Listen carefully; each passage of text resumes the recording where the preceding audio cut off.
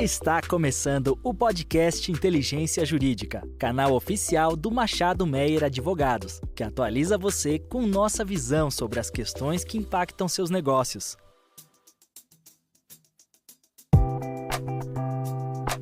Sejam bem-vindos, este é mais um episódio da série de podcasts sobre transição energética do portal Inteligência Jurídica do Machado Meyer, disponível nas redes sociais do Machado Meyer e também no Spotify. Por ocasião do Dia Mundial da Energia, celebrado agora no dia 29 de maio, trouxemos para esse episódio um time de especialistas do Machado Meyer na área de infraestrutura e energia para falar das últimas tendências e notícias do mercado jurídico envolvendo o setor elétrico. Então aproveito agora para saudar os meus sócios Laura Souza. Como vai, Laura? Olá, Ana, tudo bom? José Prado. Olá, Ana. Olá, queridos sócios. E Paulo Machado. Como vai, Paulo? Olá, Ana. Olá, os ouvintes. Bem, começando e esquentando aqui o nosso bate-papo, né? A gente sabe que o Brasil, em especial, ele passa por um momento muito particular, né? Atingido por uma crise climática sem precedentes no sul do Brasil, muito decorrente, a gente sabe, também do momento de situação climática do mundo em geral, né? Nesse contexto de aumento dos gases de efeito estufa, onde a gente tem como país, né? Enfim, um desafio mais imediato, obviamente, que é como reparar a situação ocorrida no sul, mas um desafio maior, né, enfim, de curto, médio e longo prazo, que é como aproveitar, né, o papel ou a situação estratégica do país para propor uma política de investimentos verde que permita ao Brasil aproveitar e otimizar a sua posição estratégica que ocupa no mundo, né, em relação à abundância de energia, abundância de água, para trazer negócios, para trazer investimento ao país, né, fomentando uma esperada reindustrialização verde, fomentando novos negócios e novos produtos. A gente sabe que a COP30 ocorre agora, ano que vem, em Belém. É uma janela de oportunidades para que o país possa anunciar uma agenda verde factível, uma agenda verde efetiva. A gente sabe, vamos discutir aqui, que já existem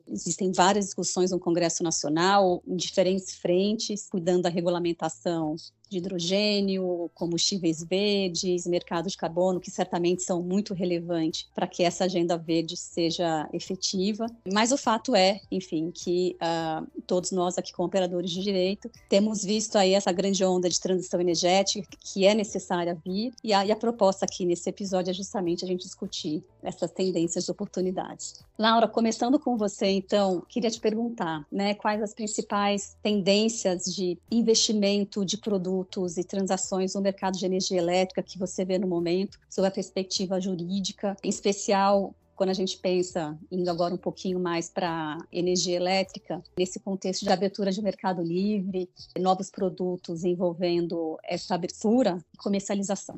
Ana, obrigada. Eu acho que um dos pilares da transição energética, né, está na tarifa justa da eletricidade, né? E a gente passa por uma tarifa justa, pela justiça tarifária de eletricidade, quando a gente fala em baratear o custo de energia e ampliar para o maior número possível de consumidores, independentemente da classe de consumo. Hoje o Brasil tem a energia mais barata do mundo para eletrointensivos, né? A gente tem energia que não chega a $60 o megawatt-hora, contando com encargos, mas, por outro lado, ele tem a tarifa de energia, uma das mais caras do mundo para o consumidor cativo, porque a gente ainda tem algumas questões regulatórias importantes para serem resolvidas, em especial o custo de encargos e subsídios nas contas dos consumidores cativos. A gente tem uma regulação e agentes extremamente sofisticados e preparados para essa abertura.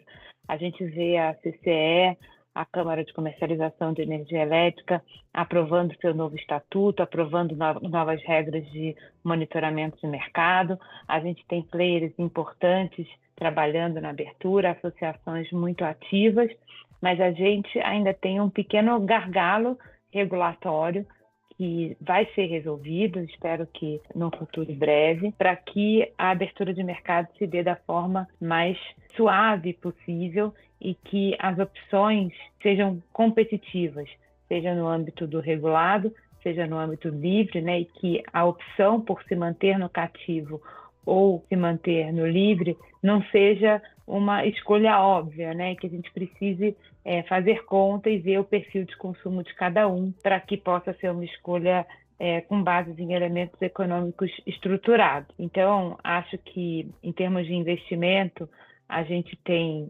hoje bem posicionados para investimentos no Brasil o mercado da autoprodução de energia elétrica, que justamente propicia que consumidores acessem o mercado livre e consumam a energia produzida nas suas próprias plantas ou plantas onde tem participação, e o mercado da comercialização de energia elétrica, onde a gente vê players importantes com muita experiência em negociar produtos extremamente consumíveis, né, como é o caso da energia, se posicionando para essa abertura também. Então, acho que o Brasil tem um ambiente extremamente favorável, tem hoje energia em excesso, justamente que permite uma melhor gestão. Eu acho que é uma questão de tempo, muito pouco, para esse ajuste fino regulatório acontecer e as operações voltarem a acontecer em níveis maiores.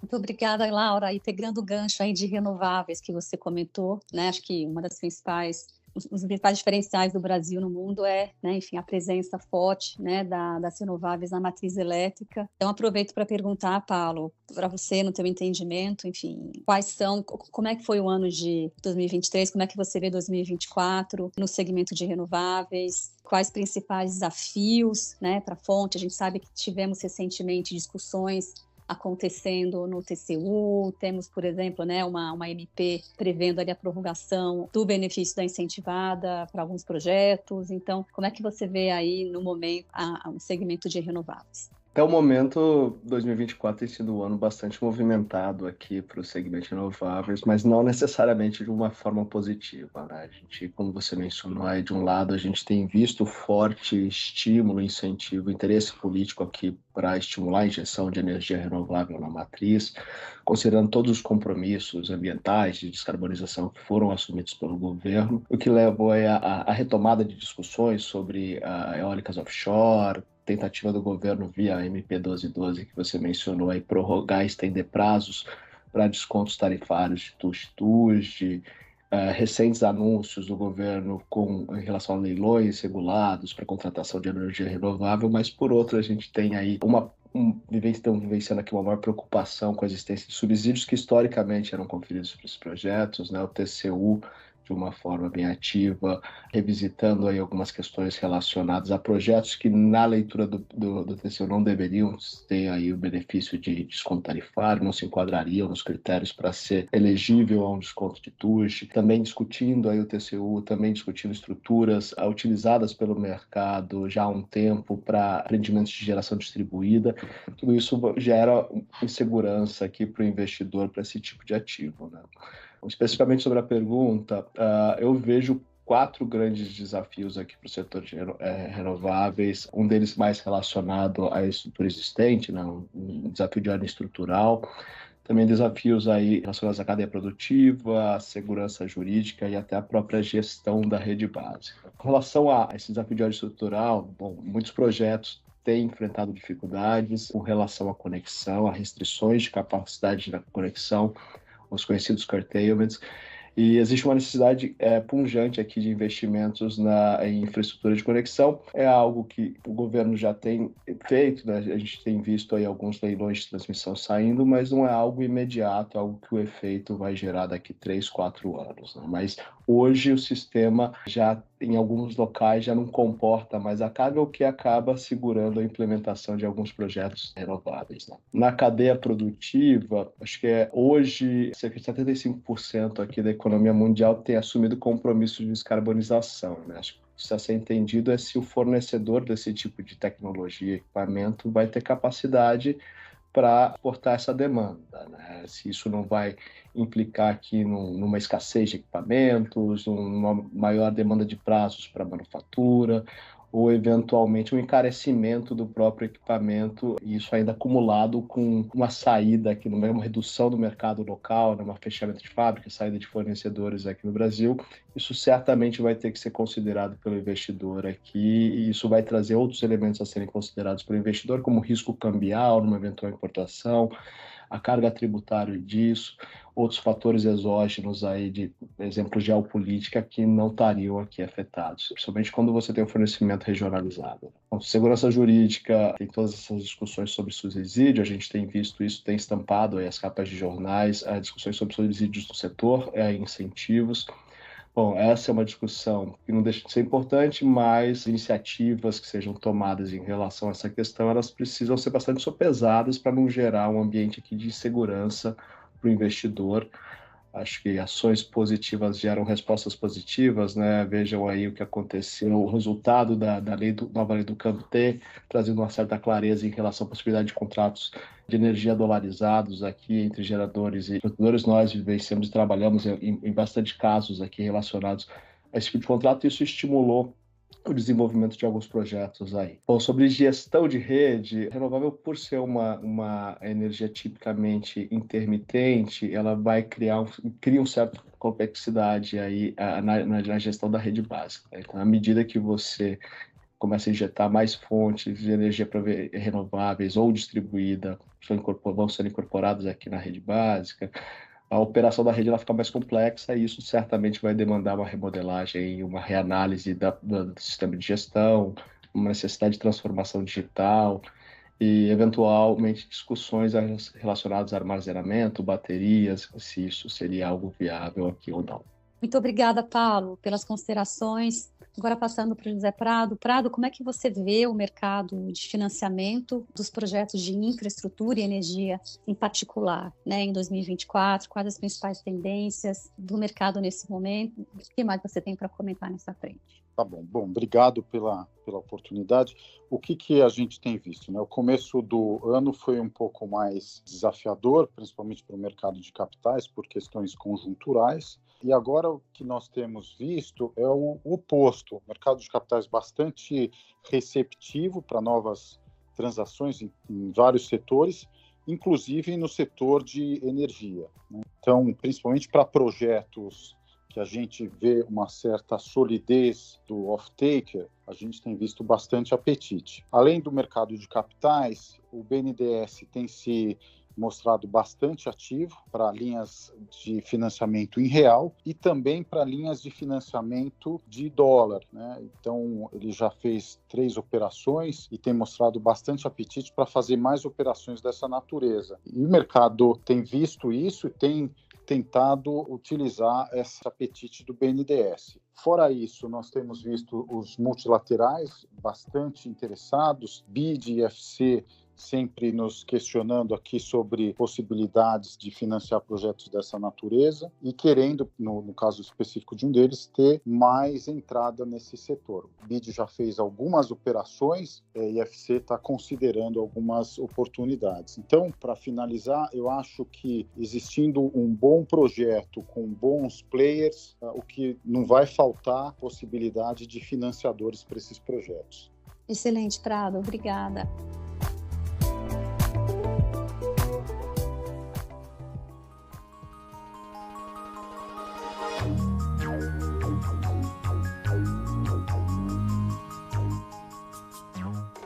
Laura, voltando agora para você e já para encaminhando aqui para o encerramento da nossa conversa, né? O que esperar no teu entendimento a 2024 em relação ao segmento aí de geração distribuída e distribuição? O que você vê ali? Quais são os principais pontos de atenção, atos de reforma legislativa, discussões relevantes que você entende importante compartilhar? Eu acho que o setor a geração distribuída movimentou o setor de uma forma que não era esperada, né, nem pelos operadores da GD mais otimistas, né? Hoje, acho que a gente tem, se não me engano, 8 gigas GD, eu acho, no mercado. Hoje, a ANEEL acabou de aprovar uma resolução em que ela cuida da exposição involuntária das distribuidoras dos projetos de GD. Era uma matemática que vinha incomodando bastante as distribuidoras e que hoje foi aprovado. Porém, né, agora a GD conta com um incentivo a mais, né? Então, a gente já tem a GD sendo bastante protegida no sentido dos incentivos regulatórios.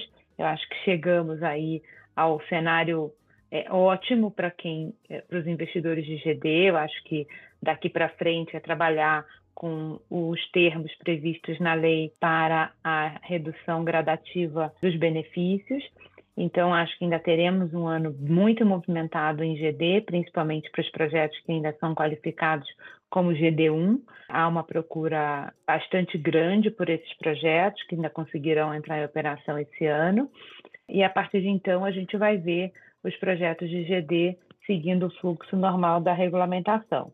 E, do outro lado, a gente tem as concessionárias de distribuição ansiosas pelas novas regras para a renovação dos contratos, que também vão endereçar as disposições involuntárias, incluindo as que advêm da GD, vão endereçar também qual é o papel da distribuidora na geração distribuída, né? Como fazer isso de forma que as distribuidoras não se sintam excessivamente oneradas com a GD e consigam atender os consumidores cativos e ainda participar desse movimento de abertura de mercado.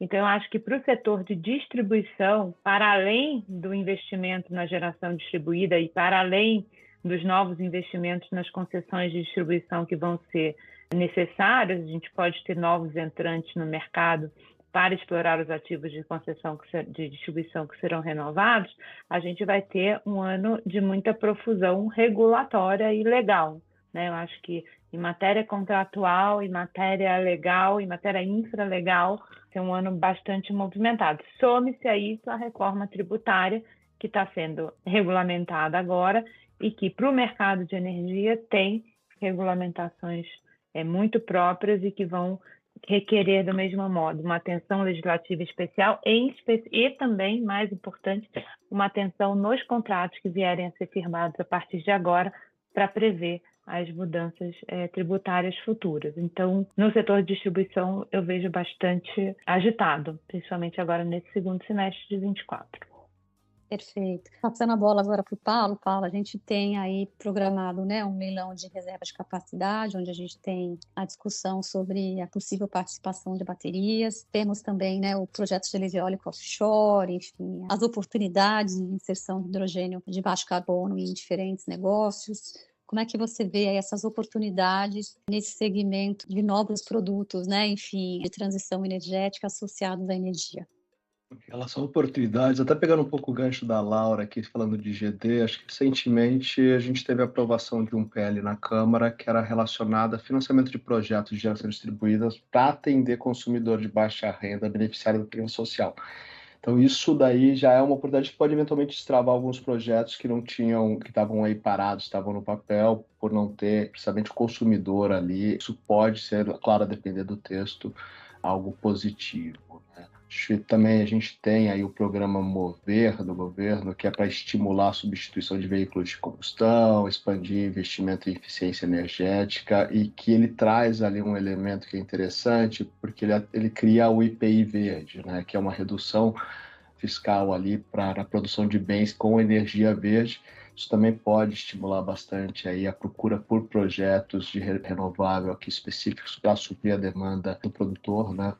Na frente de hidrogênio verde, a gente tem visto aqui uma necessidade energética para isso. Hoje, o Brasil, por si só, a matriz atual do Brasil, ela já é peculiar por atender algumas exigências, por exemplo, da União Europeia, por ter na tua base pelo menos 90% de energia proveniente de renováveis. Se tem coisas acontecendo, acho que eólica offshore vai ser alguma coisa que deve sair ou deve andar nos próximos meses ou no próximo ano. Acho que tem um interesse aqui de empresas que historicamente eram dedicadas à exploração de petróleo, vem buscando, que a gente tem visto essas empresas buscarem aí parcerias para desenvolvimento desse tipo de tecnologia. Eu acho que tem algumas coisas interessantes para acontecer aqui no setor.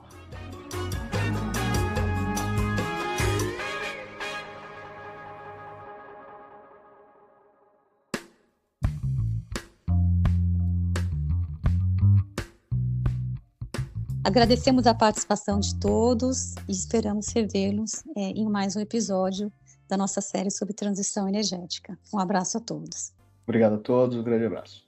Obrigada. Um abraço, muito obrigado.